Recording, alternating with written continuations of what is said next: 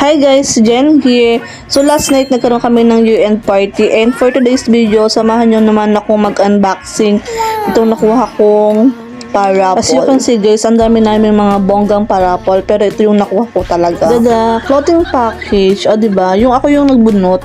Ako yung bumubunot ng mga raffle sa mga makakakuha. Pero yan yung tipong every bubunot ka, sinisilat mo muna, sinisilayan mo kung ano yung pangalan na nakalagay dun sa papel. Kasi nga yung major prize, bongga naman talaga. Tapos ito yung makukuha ko.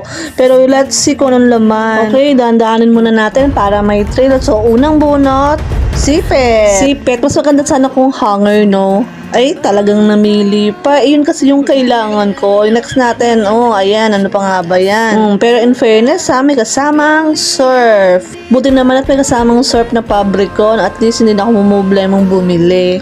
Saktong-sakto naman at day off ko ngayon at maglalaba ako. Kaso, ayun, ewan ko ba bakit kung kailan day off ko, saka naman sila magagawa ng tubig. Kaya hindi rin ako makapaglaba.